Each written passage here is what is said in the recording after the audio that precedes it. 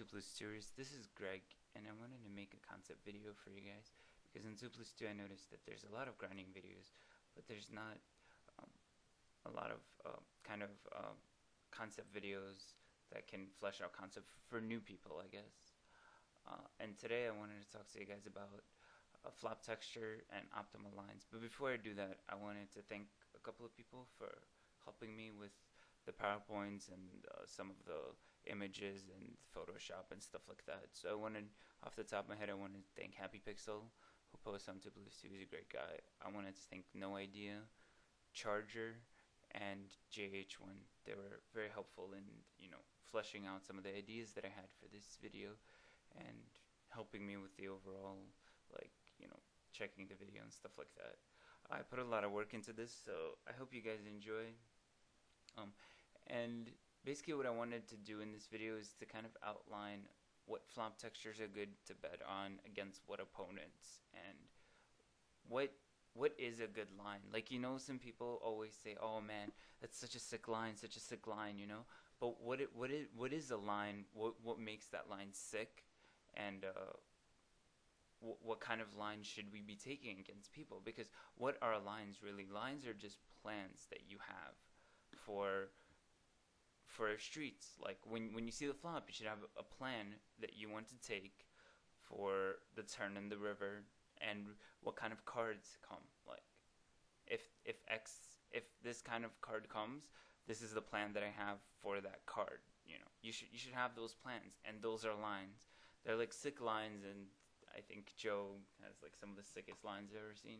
But anyway, so I not only want to show you the sick lines, or I don't really have a lot of sick lines. I not only want to show you the lines and the flop texture and what to do, but I also wanted to explain why.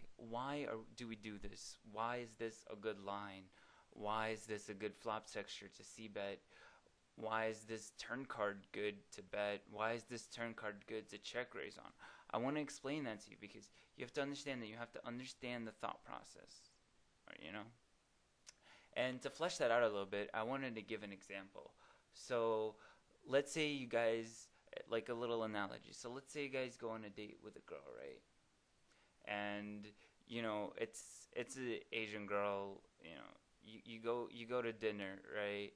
And this girl's like, I would say like an 8 or a 9, and she has decent sized breasts, etc., etc. Like she goes to Colombia, everything, So yeah. So let's say you go on a date and dinner comes, right? And dinner comes and you eat it and the check comes. And you don't know what to do in this situation, right? The check comes, but should you pay? Should you not pay for the check? You're not sure, right? So you wind up not paying because, you don't want to spend the money, whatever. You just don't think you have to pay for dinner, right? And as the day progresses, everything goes, etc., etc.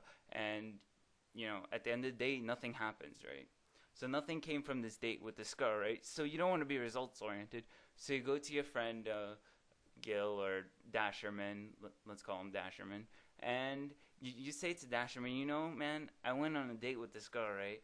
And the check came, and I wasn't sure if I was supposed to pay for the check or we're supposed to split it, or how that works exactly. And Dasherman tells you, yeah, kid, you got to pay for the check every time. So you're like, oh, okay, thanks, Dasherman, I appreciate it. And now, like every time you go to dinner, you pay for the check because Dasherman told you or something, right? So then next time you go on a date with a girl, like Asian chick, goes to, I don't know, NYU, same type of like profile, same type of stats, right? And you go on a date with this chick, and you go to a bubble tea place, right? So you go to a bubble tea place, and you're like, and it becomes time to pay, right? And you're not sure if you should pay or not, because the situation kind of seems similar, but they're sort of different, right? Because at a restaurant for dinner, it's it's a different type of thing. Like it's formal, it's formal and stuff like that. But here it's not formal. It's just a drink. It's just bubble tea. Shouldn't she pay for it? You don't really know, right? You don't really know if you should pay, if you should not pay, because the situation's different, right? So you wind up, not paying because it's like a casual thing. Why should I pay? So then this time, you go and ask your friend Digger for advice. You're like, hey Digger, what do you think I should do? Should I have paid, not paid? And Digger tells you, yeah, kid, you gotta pay every time. But he also tells you something else. He's also like, wait up. I'll tell you why you should pay. You should pay because you don't want to be a cheapskate, right? You don't you want to seem like a very affluent person, like you can keep a job, everything like that. You want to impress the girl, right? So that's why you should pay. And next time you go to dinner with a girl, right? You pay, and everything goes fine, and sexy time, right? So what is the point of this whole thing, this whole example that I gave you?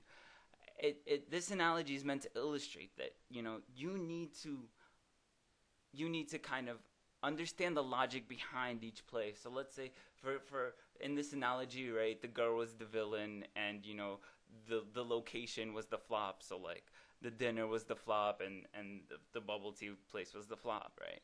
So for each different type of villain, there's a different plan, right? And there's a different, for each location, there's a different plan. So you have to understand your villain, and you have to understand your location, and you have to understand why we do the things that we do, not just do them because, I don't know, Chicago Joe tells you to do them, or No Till tells you to do them, or Digger tells you to do them. There has to be a reason why we do this. So anyway, let's get back to poker and talk about I laid out 6 different flop textures that I think kind of conceptualize each flop texture that can come. Like it's an ideal, right? It's kind of like an ideal. So let's see an example of this. So an example of this would be King 7-2. This flop texture is a really what I would call the super dry flop texture, right? It's super dry because nothing connects. Everything is very separate. There's nothing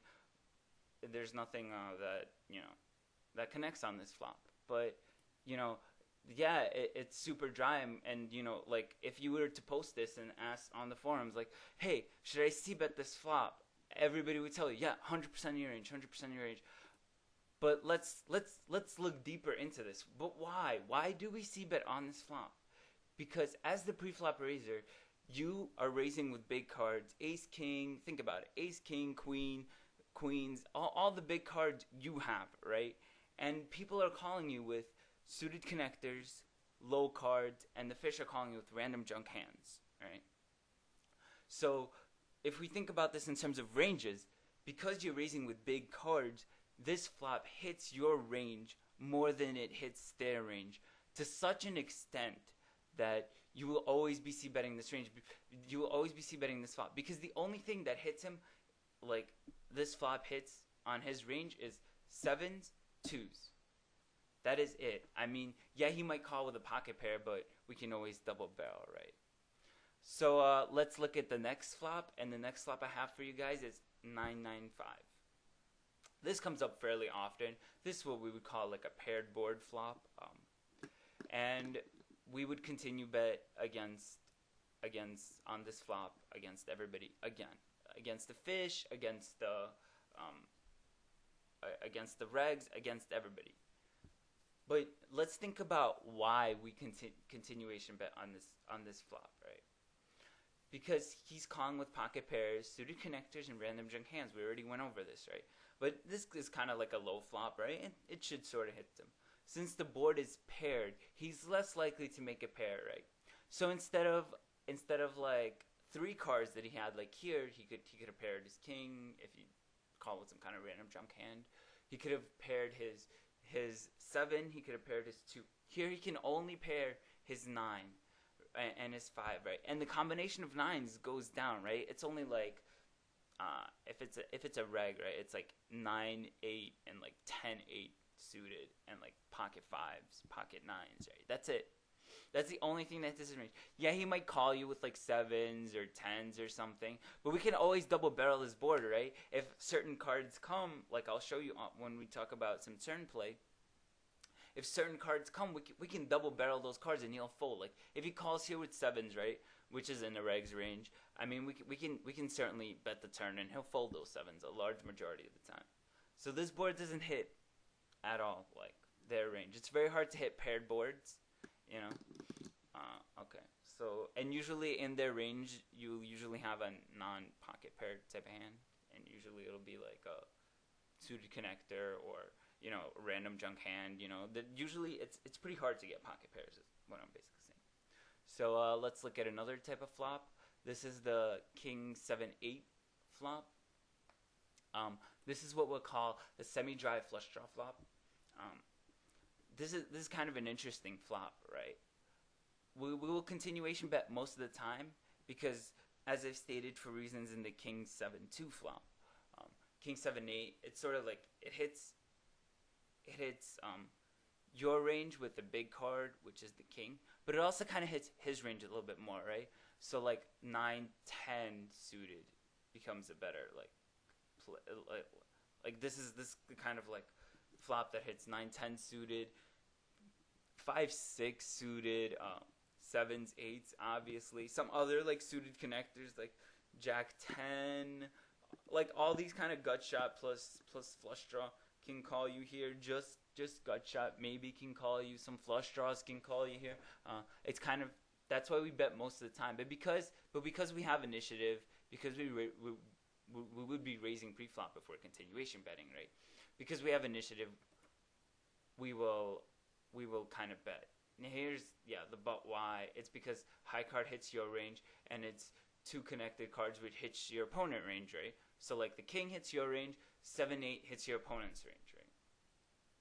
But because you have the initiative, the majority of the time, he doesn't have a lot of cards, so the high card will scare him and he'll fold his pocket pairs and like other suited connectors and stuff. We bet this flop because we have the initiative, and that's why being aggressive, having initiative is so great. Let's look at another flop, which is the 10-7-4 flop. The 10-7-4 flop is what I would call a semi-dry gutter flop. Like, yeah, it's low, so it kind of hits your opponent range, but it's like a guttery flop, right? So if they have like 5-6. Alright, if they have like 7-8 or something, stuff like that, like kind of like suited connectors. There's like an open ender, and it's like pretty guttery. You know what I mean? Like, yeah, it hits some suited connectors, but it kind of like hits them where it's like it's gonna be like gutter, like 3-2. 5-6 actually makes it an open-ended straight draw. Yeah, so, and it hits some of their pocket pairs, but they really, like, a lot of the regs don't really like to call open-enders too much, because there's not enough outs. You won't give them odds when you see bet a lot of the time. So that's why we're gonna continuation bet this most of the time. Here's the but why. Well, the flop does hit his range because of the small cards, but it's very unconnected.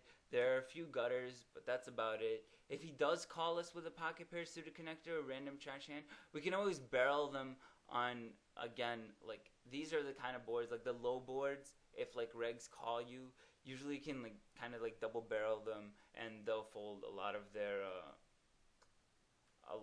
like, pocket pairs and one pair type hands. Yeah, so anything except for a jack, because the jack completes the 8, 9, or whatever. But we can still probably barrel a jack, but I would barrel it less.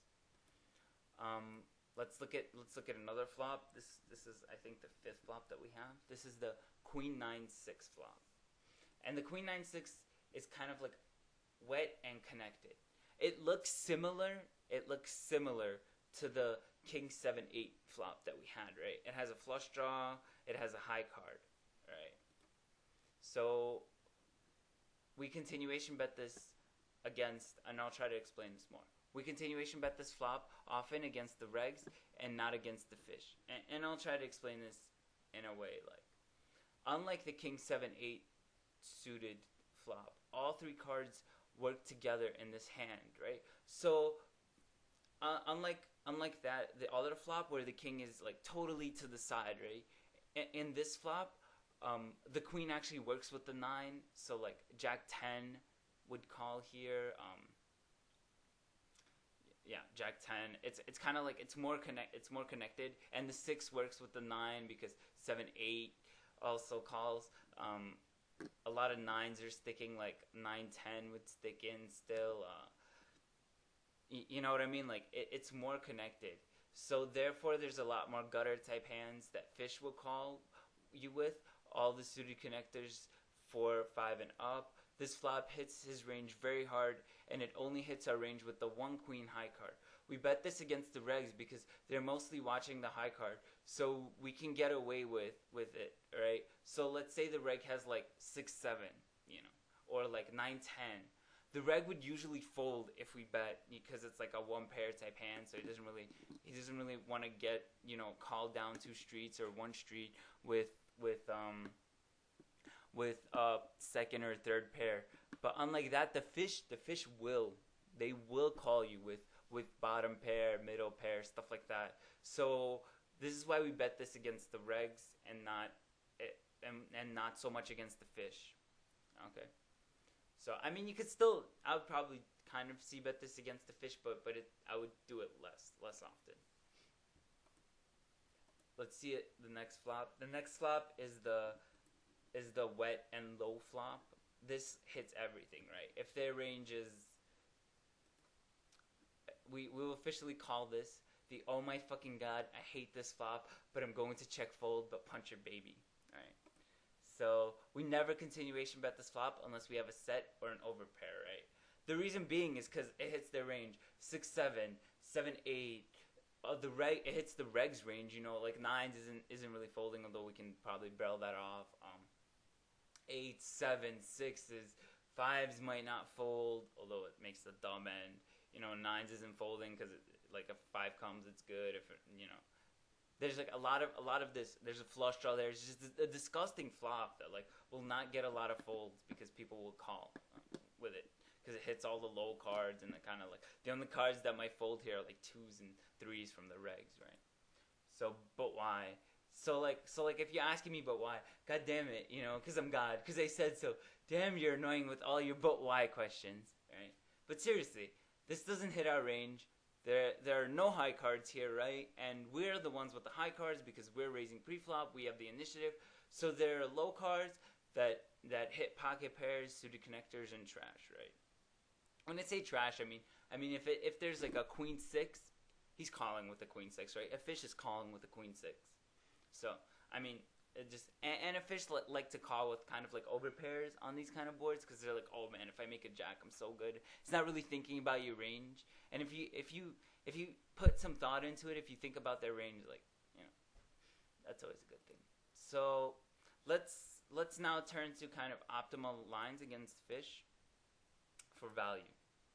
First, I would just like to outline what I think is a good value hand versus a loose passive fish. And when I say loose passive, I mean like 60, 10, 40, 10, 42, you know, stuff like that, like 30 to, like stuff like that, where they like to call and don't like to raise a lot, or AF is like, when I say AF, I mean, whatever, the frequency, the aggression factor. When I say AF, I mean aggression factor. When their aggression factor is small, when they don't like to raise pre-flop, when they don't like to raise post-flop, all they like to do is call. They like to call second, third pair type hands, top pair no kicker type hands.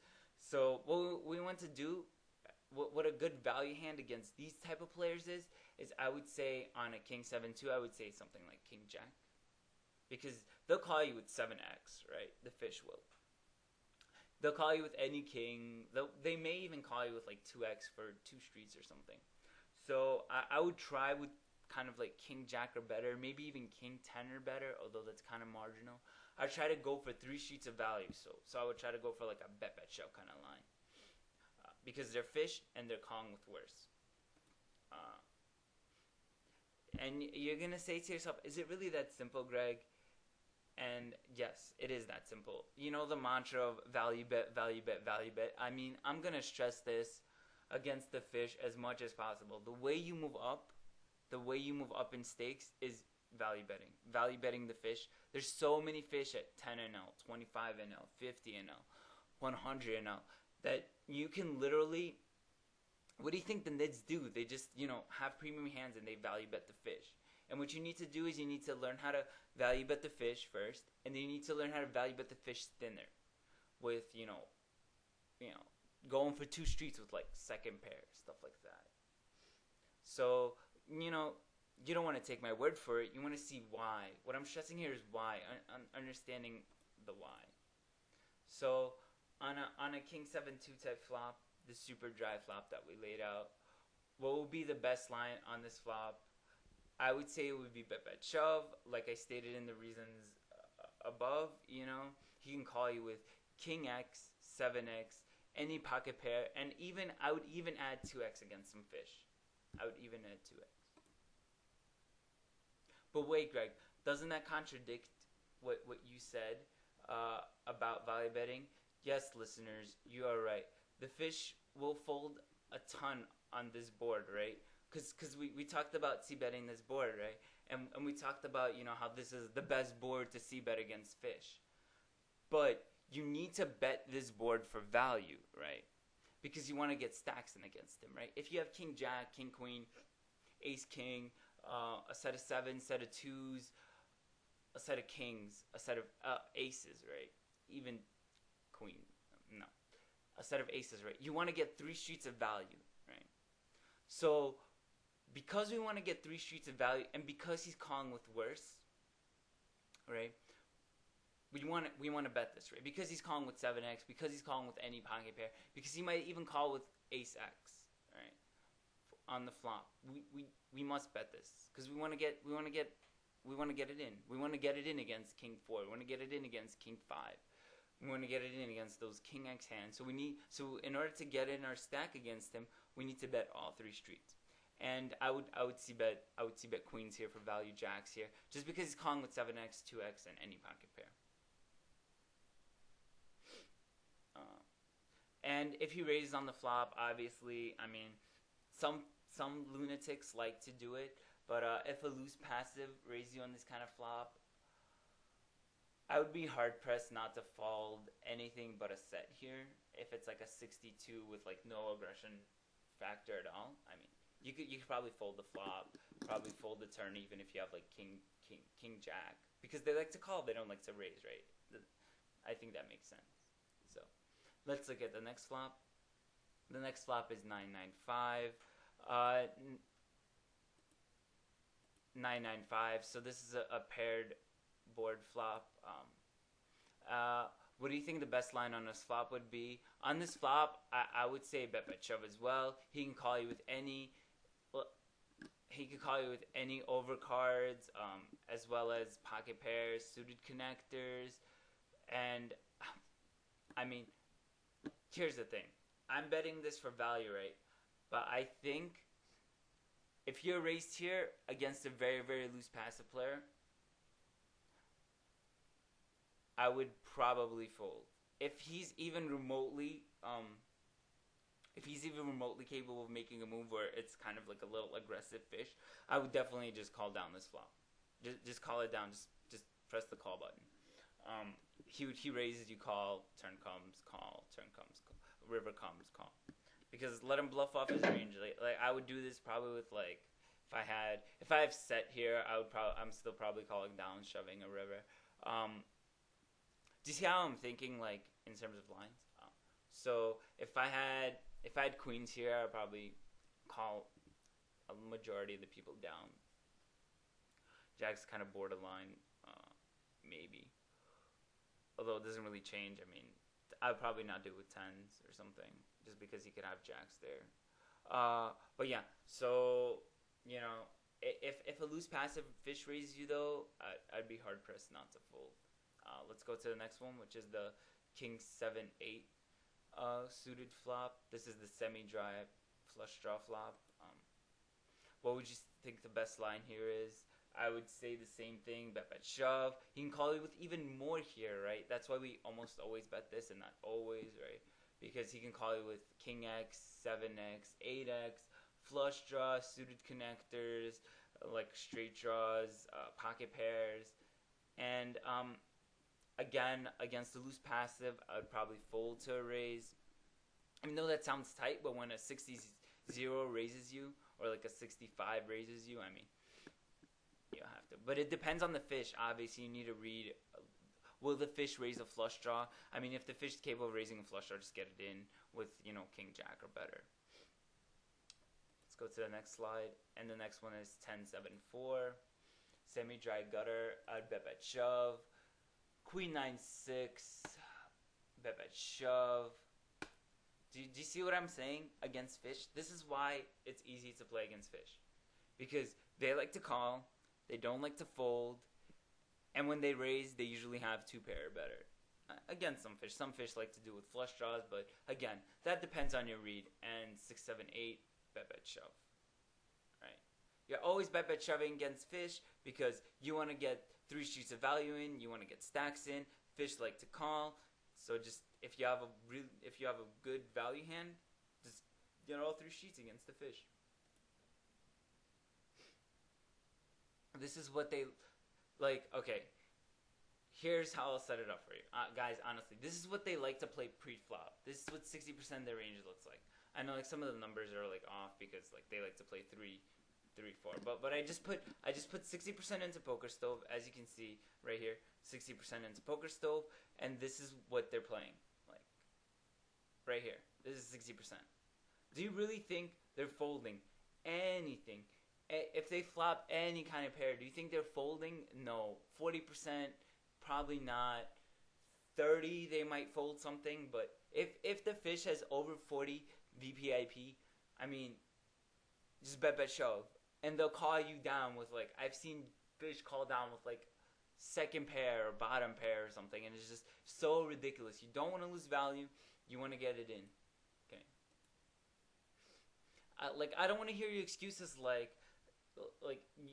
in order to move up, you have to value bet the fish, and you have to do it big. Like I'm not gonna talk about bet sizing in this flop, but if you watch another video that I have out, I talk extensively about flexing your bet when you have a hand, against the fish bet, and when you don't, kind of like half pot it. But you can't make any excuses. Get this into your head. In order to move up, you have to value bet the fish, and you have to value bet it kind of thin. So like if you have like second pair or like top pair, like bad kicker, you can even go for like 2-3 sheets of value then. Like don't make excuses. My dog ate my homework. Like, do you really think like this puppy would lie? Like, no, it didn't eat your homework. Please, guys, I can't. This is so crucial. Like. You have to value bet the fish. You have to. There's no other way around it. Okay. So now that I'm done with my rant on value betting, let's talk about bluffing the fish. I know that like a lot of people will say that don't bluff the fish, blah blah blah. But I think it's pretty important to know when you can bluff a fish and when you can't bluff a fish.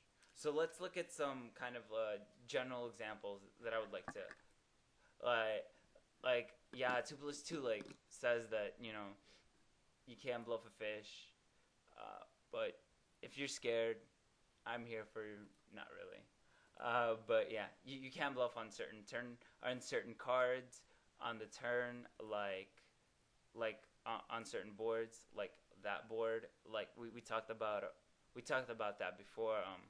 Where on any jack or better we can sort of do it. We can do it on this board, kind of low cards, and sometimes even the king 7-2. Right. So I know you guys are excited about bluffing fish. I know that it's not really stressed on 2+2. I know that for the most part they say don't bluff fish because as I said look at that, they like to call so much. But let's look at why you know, why again, why it would be like, yeah, I can tell you, oh man, barrel on this on an ace on 995, right, or barrel on an ace on 10-7-4, but let's see why we do this, you know.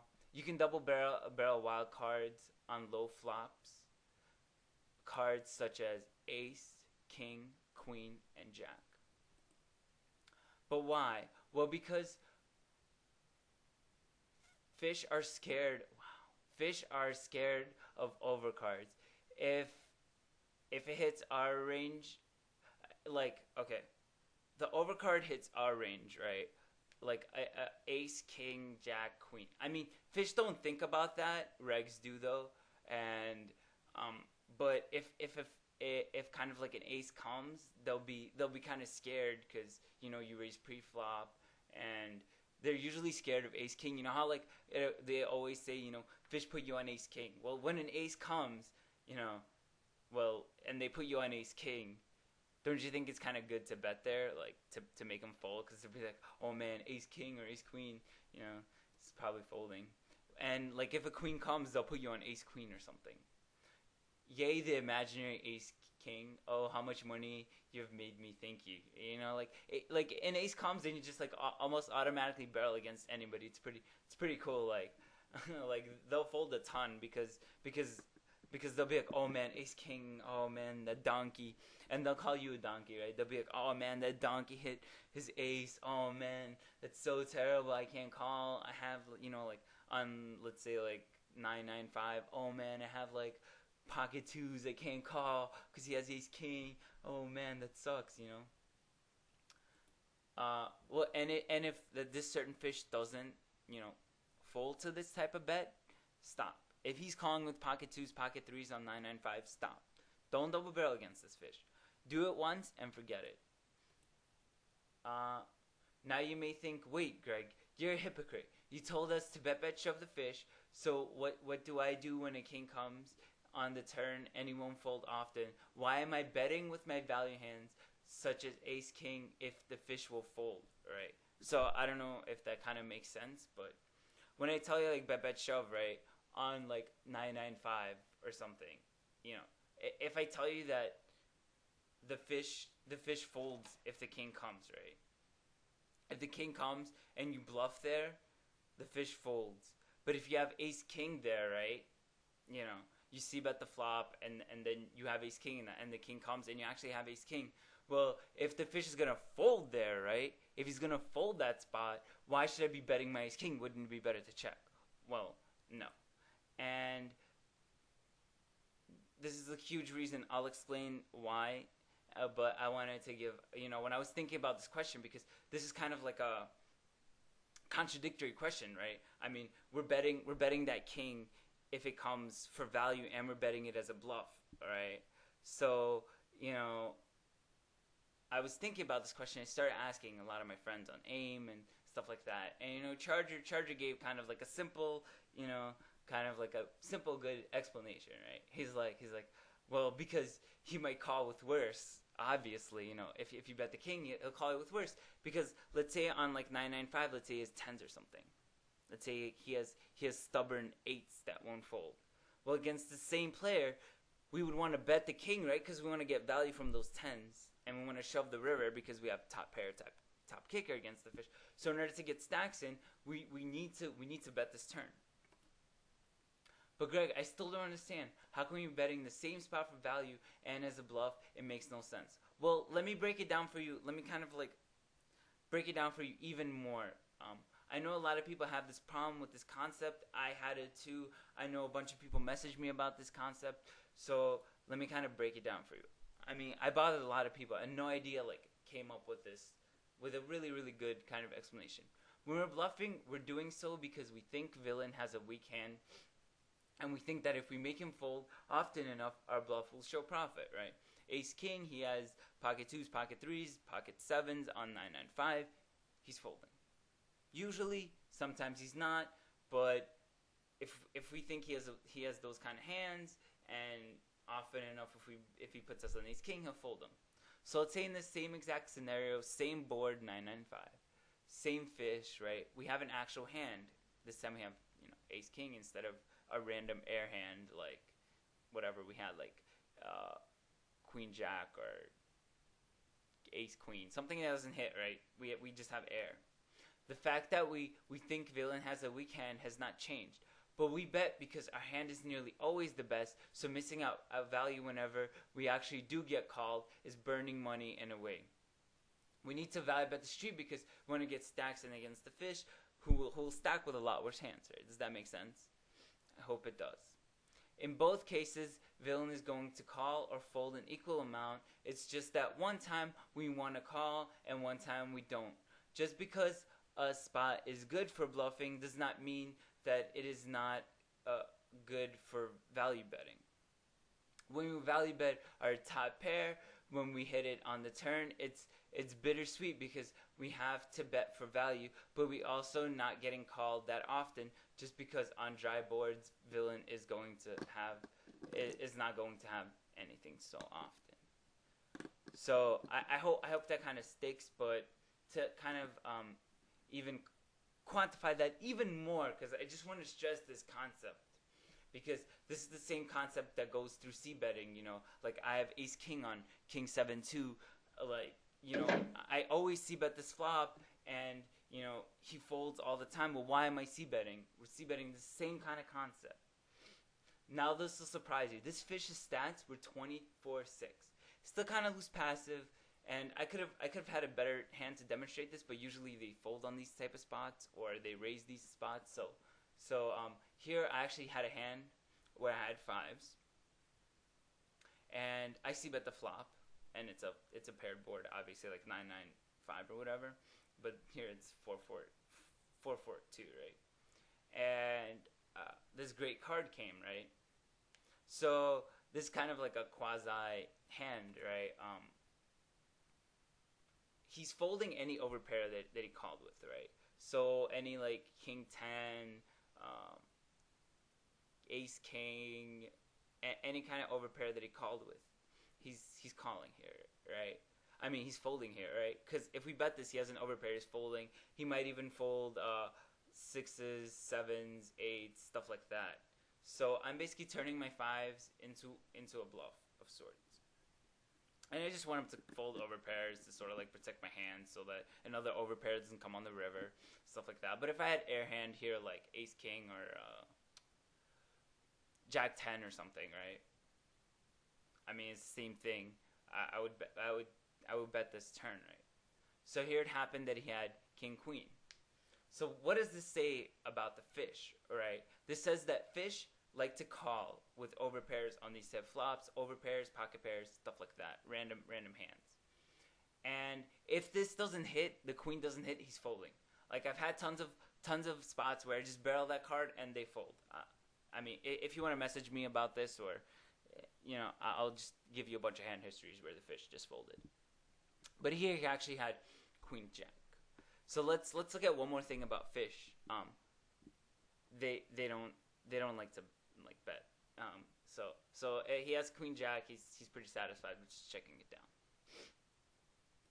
So even though he got two pair, he's just gonna I don't think he was probably check calling me, but he didn't bet the river. So that's all I had to say. Yeah. So if let's say now if he had like ace queen, we'd hope he had a queen x type hand, right? So if he had just like here, if we had ace queen here and he had queen jack and he has queen jack, we can barrel him for two streets.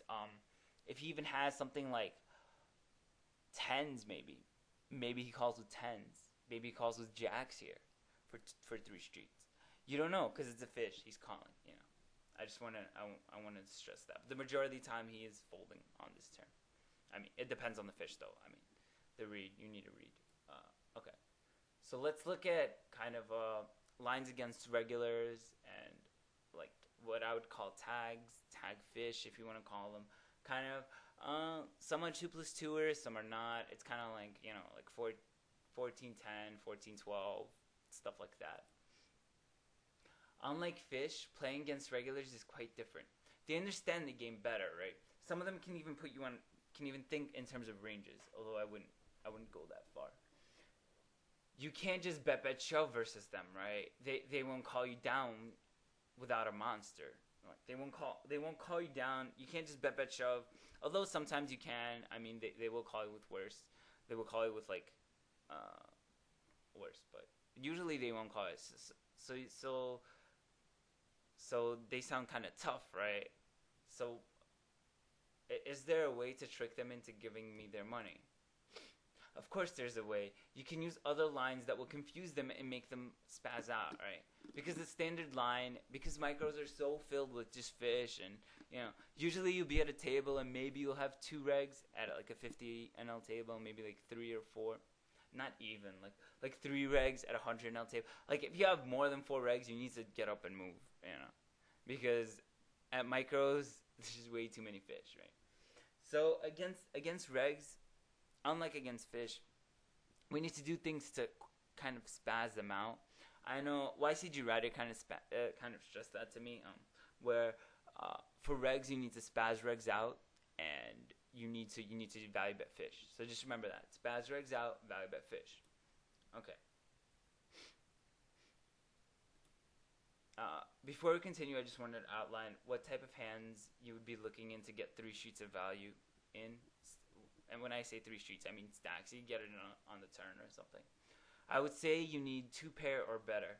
A lot of the time that's true, because a lot of regs don't like to stack off with 1 pair type hands unless you have a decent amount of history. And so like I would say even like top 2 pair versus a regular.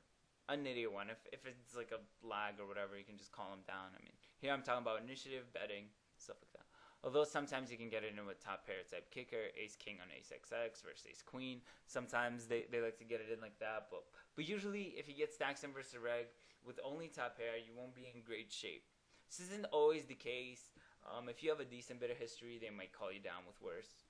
It just depends on the regular. Oh, on the flop, on flops like king 7-2. The board is so dry, some regs will float you on these type of flops. Let's again, like, yeah, I say they'll float you, but why? Why do they float you?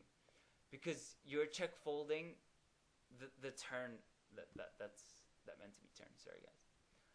So regulars will float you, right? If they have position, they'll float you. And what I mean by float is when a player calls the flop with the intention of betting or raising the turn to take away the pot, right? So this flop is very dry, like king 7-2.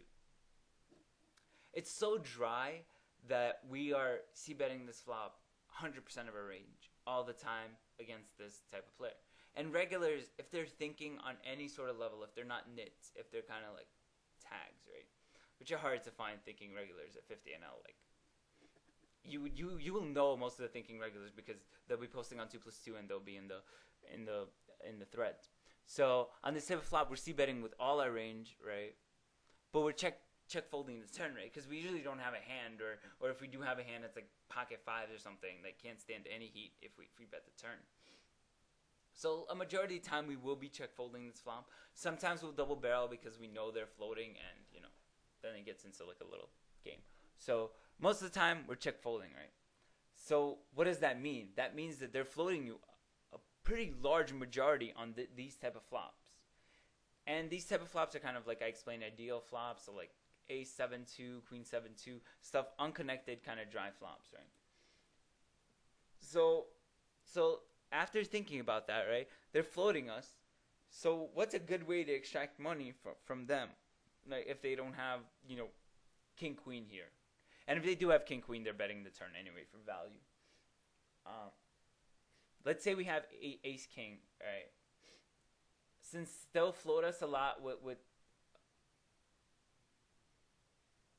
since they'll float us a lot on this flop, I think a good way to extract value on these type of flops is to actually check raise. To check raise the turn. But let's kind of think about this for a second. Let's put another. But why? I love asking why. I think that's like the most important question. If you can kind of get the why behind a play, you can understand it and reproduce that play. Like I explained in the analogy with going out on a date with a girl. We have to understand why check raising the turn would be good. Because if they're floating, wouldn't you like to kind of check call the turn or do something else? Won't they simply fold? And since they are floating, won't they simply fold their air hands if you check raise? There are two reasons for check raising the turn. One, you can stack top pair since a lot of less experienced tags will bet the turn with top pair, hoping to get stacks in, and when you check raise it, it will look very weird, right? That's like a weird line, like wow, if he had a set here, wouldn't he like go for value because usually you bet shove a set because you don't want to lose that the turn value, because if you check the turn, right? If you check the turn, obviously this is out of position, right? If you check the turn, then that kind of they could check back if they have like king 10 that they don't want to stack with or something. You know what I mean? If you check the turn, I mean sometimes they'll check back the turn with marginal type hands, like if they have like probably not 7x. They don't have a lot of 7x, but if they do have like a 7x hand, like 7-8, 7-6, they'll probably check it back, and they might even check back like king 10 on this board. But with king queen, they're probably betting. With all their air hands, they're probably betting, right? So you have two kind of things that you can do here, right? The reason for check raising the turn is, like I said, you can stack king queen, king jack even, and sometimes they'll even like shove it in versus you with a really really marginal hand, or like as a bluff, because they're like, that doesn't make sense. Why would he check the turn if I check back this flop? I mean, he's kind of not losing value with a set, and he wants to get stacks in with a set, right? So, and it makes the pot bigger because they're not firing the river. You want to make the pot bigger to kind of commit them. If you think they're calling a lead on the river, and when I mean a lead is when you call and then you kind of bet the river. If you think they're calling a lead on the river, then check calling is fine.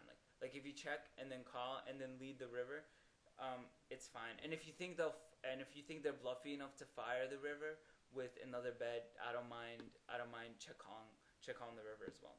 I don't know if that made sense. When I say that, like you check the turn, right? And then they bet out, and then you call the turn. And if you think that they're like the reason to do that, if you think they're calling a lead on the river with king x type hand, or like 7x trying to catch a bluff. Also, you can check raise the river as well with ace king. If you think they're bluffy enough, you can check call the river as well. If you think they're bluffy enough to bluff the river. I don't know if that makes sense. If you have any questions about the slide, I hope I explained it correctly. I tried to so that's like a line I would take. Let me kind of try to flesh it out for you a little bit more. Bet the flop, check raise the turn, shove the river with probably set here. I don't know if I'll be doing it with ace king. Maybe I would do it with ace king. Probably. It's kind of like a dry flop. There's not a lot you can have too if they're thinking like ace king, king queen maybe, whatever. And it looks bluffy. Learn from my mistakes. Here's something that a 2+2er did against me, right? So here's a hand. I have ace queen, right?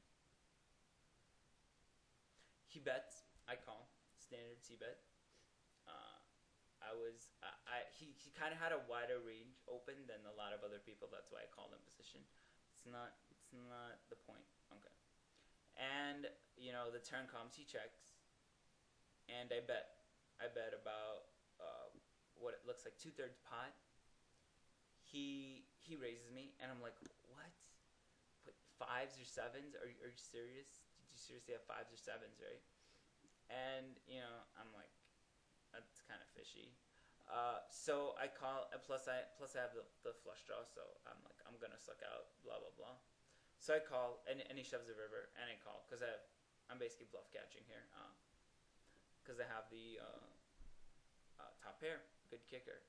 He could have ace king here that he valued me for. And he winds up with fives, and that's why it's kind of like you're like, what? Are you serious? Here I probably should have checked back the river, check back the turn, and raised the river if I hit, and called the river if I didn't hit. That would be a better line against this player. Okay, so I just wanted to point out that regs do use this. Line accomplishes everything you want. If you don't bet the turn, I'm certainly checking the turn and calling a river bet. Yeah, if I don't bet the turn, I'm certainly checking back and calling a river bet, and that kind of gives me because I'm in position, I can value bet the river, stuff like that. So I think checking the turn here would be the best play because of the reasons I stated. Because he could have fives, sevens, and he could have ace king as well that he could be taking this line with. So I think a more conservative line would be, because I only have a top pair, like good kicker. So I think checking the turn and either either calling the river or value betting the river. If he doesn't check raise the turn and just bet shove, I'm folding the river because I know that tags don't 3-barrel bluff often, and ace king beats me. So if he would have bet the turn, I probably would have called the turn and folded the river because tags just don't bluff often enough. Also, this line keeps me from floating him because now I know he can check raise the turn with a monster as the pre-flop raiser, right? So now I'm almost like, I'm a lot less likely to float this guy on this type of flop because of the reasons I stated. Like, if he check raises this turn, like I'm not floating him a lot now because I know that he's able to check raise and have a set there. No, you can use this line against more aggressive fish who will bet when checked too, right? So I don't want to out him, but I know Chicago Joe does this to fish, like or like regs a lot. This is like a line that he takes pretty often, and I've been playing around with this line too. I think it's a pretty prevalent line if you think the regular is aggressive and will float you on these type of flops. And I think that was exactly his thought process. He thinks I'm floating him because this is like pretty standard flop, and he just check raises. Yeah. So on flops like 995, you can take the same line for the same reasons because it's a paired board. Regs know that you are continuation betting it often, and they will float with random pocket pairs over cards, so you can check raise the turn. Off tangent. I just wanted to ignore the bottom here. I just wanted to kind of talk about getting some thinner value. And these kind of boards, you can also go for thin value when wild cards comes if a tag is thinking. This is super crucial. You need, just super crucial. You need to know that he's a thinking player. If he's not a thinking player, then this is not a great move. Let's imagine you have Jack, and the turn's a king, right? So it's 995, turns a king, and you have jacks or queens. Well, usually you'd be betting this card as a bluff because it's such a good bluff card. But good tags know this. So they will call the turn with worse pocket pairs, counting on you to check the river with your bluffed hands. You can do the same thing versus fish because they will call you with lower pocket pairs just because they like to call. Same play, different reasons. This is what is known as leveling. Fish is playing on level 1, not thinking at all, just calling with, 2s, 3s. A lot of times he'll fold, but I think getting this kind of thin value is important. It's important for you to make thinner plays. Tags will play on level 1. Tags will play on level 2, thinking about the game at a decent level. Like they're thinking about, what your range is. So they're like, oh, yeah, it's a king. I mean, it sort of hits his range, but a lot of times they'll have pocket pairs here, and no, like, or suited connectors, or like some kind of like totally missed like ace queen air hands. And if I call this, he'll probably check the river, and I can check down, and my pocket pair will be good. So what you do here is pretty good actually. So you kind of thin value bet against his pocket pairs with jacks. So like, I mean, it'd be better if the paired board was lower, but tens, sevens, eights, sixes, stuff like this, they will call you with because they think like that you're betting that card for air a lot. And obviously you're playing on level 3 and you're like the shit, and yeah, you're adjusting to the level 1 and 2 thinkers. The super crucial thing to understand is that player must be thinking about your range and about how much you barrel that turn. He must know that you barrel a decent amount, all that. Okay. When you're in a position and there's not a lot. Okay. There's certain flops that there's not a lot that you can do with 2 pairs of hands except bet shove, right? But why? Well, because we have a huge hand and we want to get stacks in, right? And in order for us to do this, we must bet all 3 streets. In position, the tag will be check calling. So you can't check the turn because you would miss 1 street of value. You just have to bet and hope he has a hand he can call it with. I know that's something like YCG Rider kind of stressed. So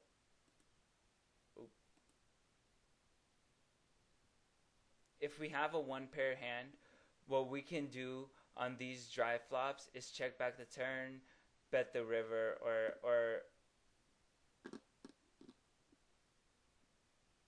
oh, okay. If we have a 1 paired hand. Okay, let's go on like a little bit of a tangent here. I just wanted to talk to you about. I just wanted to talk to you about how to play in position if you are not the pre-flop raiser. Okay. On these dry flops, I just wanted to talk to you about how to play a 1 pair hand against them in position. When you're out of position, you kind of check raise or whatever I was talking about, like with ace king. But let's talk about in position for a second. For instance, if you have king jack on king 7-2 and you don't think this tag will call 3 streets with worse, well then check behind the turn and bet the river. This will open up his calling range. Well, okay, so like, right, let's say a blank turn comes, right? And you don't think like he's calling 3 streets here, but you think if you check the turn, then you'll call with worse. And if you're out of position, obviously you can check call the turn. That he'll call the turn with worse. So what you can do is you can actually check back the turn and kind of value bet the river, and he'll call you with like stuff like 6s, 2s, like random bluff catchers that he's like, wow, this line makes no sense. If he had king jack, if he had ace king here, he'd bet the turn, blah blah blah blah. So like this kind of opens up his range a little bit more if he's thinking, if you check back the turn and bet the river.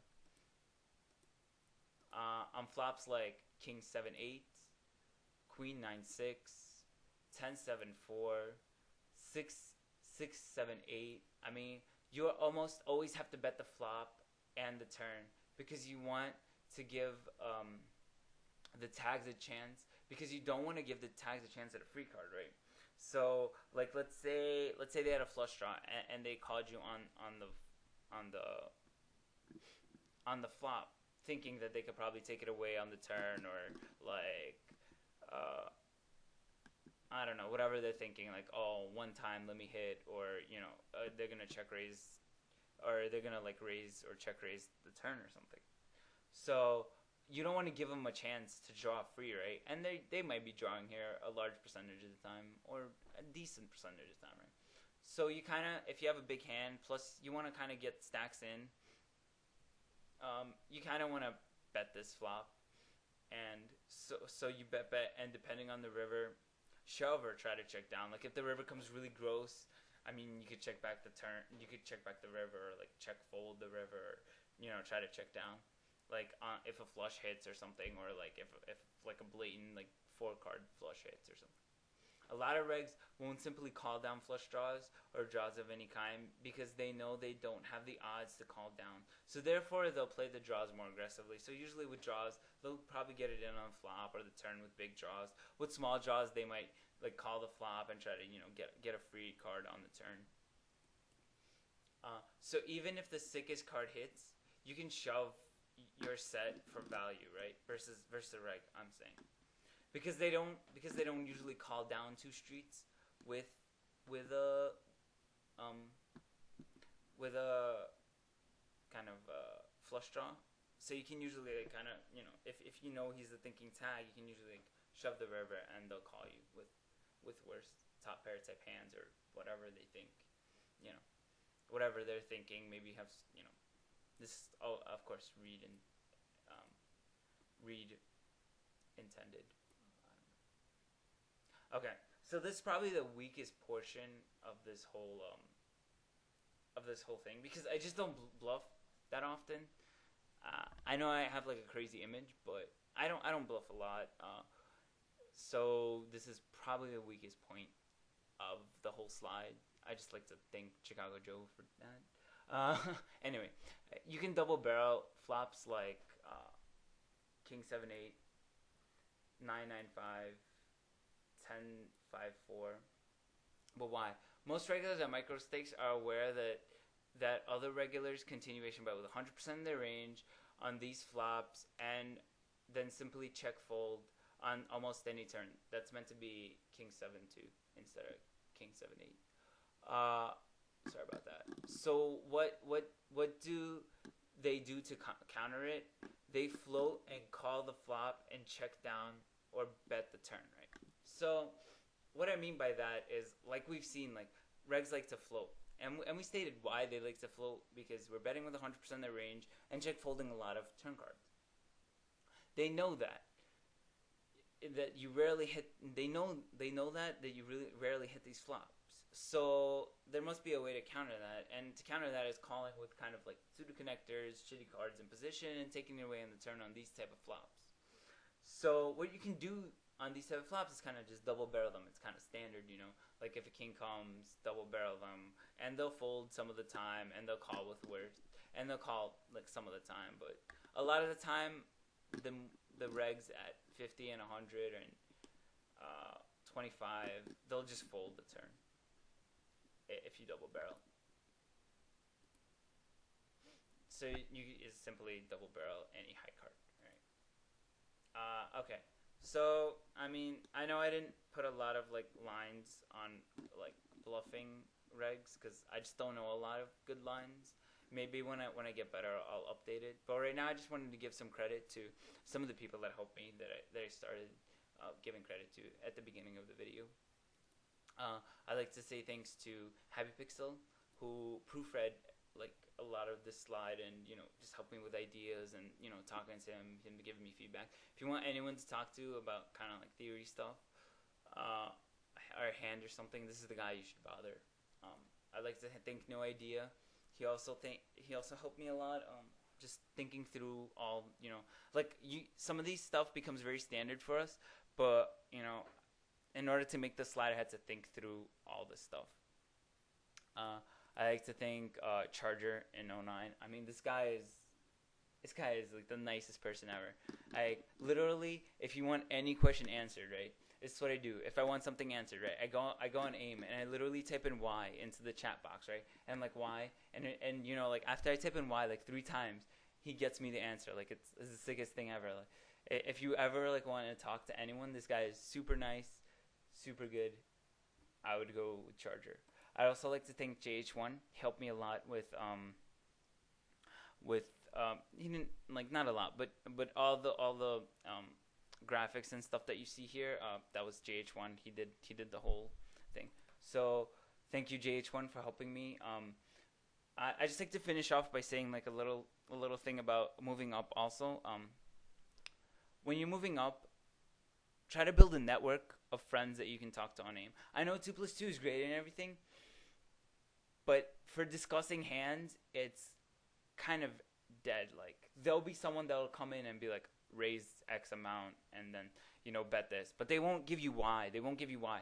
If you have AIM and you have like no idea, Happy Pixel, Charger, Joe, like there's a bunch of people.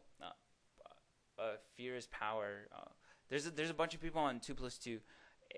If you kind of build the network of friends and talk to them and stuff, and they'll send you hand histories, and you look at their hand histories, and it'll be kind of like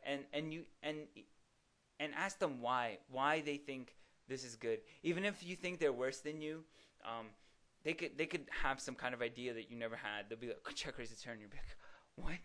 That's crazy. I never thought of that.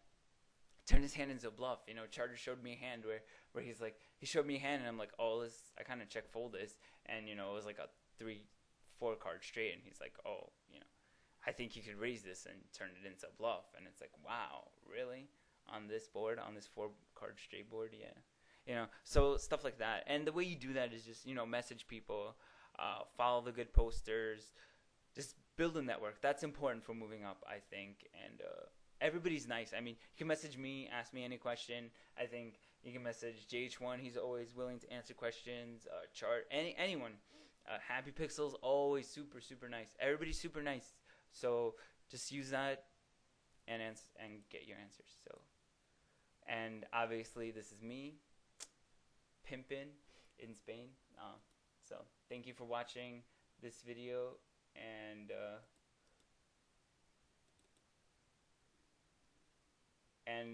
it was a little over an hour, but 6 minutes. So I hope you guys learned something. I mean, I really spent a really long time on it, so I really, really hope that you enjoy it. Thank you. This is Greg from 2+2. Peace.